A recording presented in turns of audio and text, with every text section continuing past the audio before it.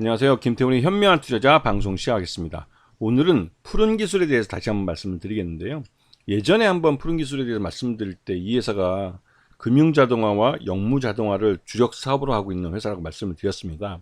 그리고 최근에 현대위와 함께 그 협동 로봇 심포니 15라는 그 로봇을 만들어서 6월 달부터 이제 양산을 시작해서 지금 9월 달에도 계속 양산을 태우고 있는 걸로 알려져서 3분기부터 이 로봇 관련된 심포니 15에 관련된 매출이 잡힐 가능성이 큽니다.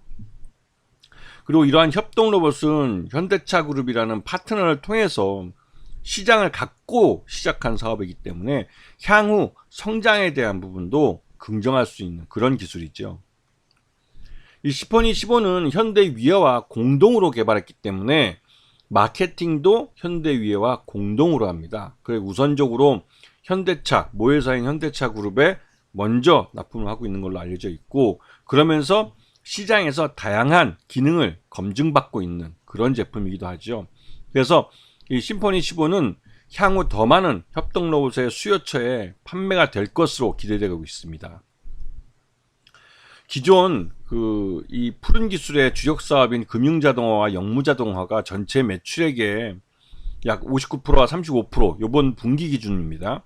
차지했고, 로봇이나 특수단말기 분야는 5.21%밖에 안 되기 때문에 아주 미미한 수준에 불과하지만, 이 로봇 분야에 대한 매출이 꾸준히 늘고 있기 때문에 이 로봇 분야에 대한 성장이 향후 푸른 기술의 성장을 담보하고 있다고 해도 과언이 아닙니다. 자, 이번 분기에 보시게 되면 전체적으로 좀 실적은 작년 동기 비교해서 좀 부진한 실적을 보이고 있지만, 작년과 비교해서 단기 순이익에서는 한 5억 정도 순이익을 낼 수 있을 만큼 빠르게 수익성을 개선하고 있는 걸 볼 수 있습니다.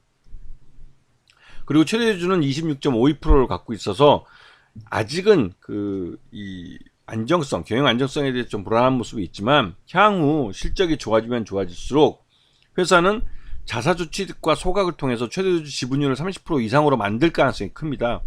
그에 따라서 자사주 취득과 소각에 대한 뉴스가 나올 때마다 주가가 민감하게 반응할 가능성이 크죠. 그리고 무엇보다도 현대차 그룹이 이 로봇 산업을 향후 그것도 가까운 미래의 먹거리로 삼고 투자를 많이 하고 있는데요.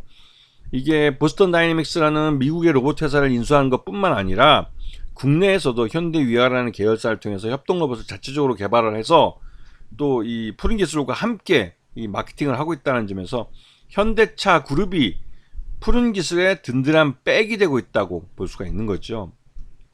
자, 최근에 현대차는 환자용 웨어러블 로봇 XB를 KFDA의 사용 승인을 받은 만큼 로봇 산업에 다양하게 투자하고 있는 것을 알 수 있습니다. 그리고 푸른 기술과 현대위아의 9월 협동 로봇 양산이 지속이 확인됐고, 이에 대한 매출이 9월 3분기 중에 찍힐 가능성이 있기 때문에 9월달 들어와서 주가가 급등하기도 했습니다. 그 이후에 경기 침체에 대한 우려 때문에 전반적으로 3분기 실적이 크게 좋아질 것 같지 않다라는 소문이 좀 돌았고요. 그러다 보니까 급등했던 주가만큼 주가가 다시 처음 출발했던 자리로 돌아온 측면이 있습니다.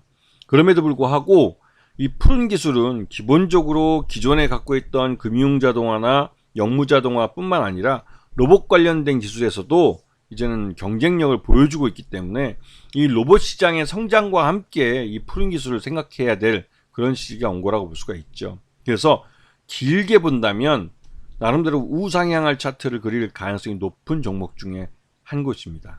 아시겠죠? 자, 오늘 방송 여기서 마치겠습니다. 감사합니다.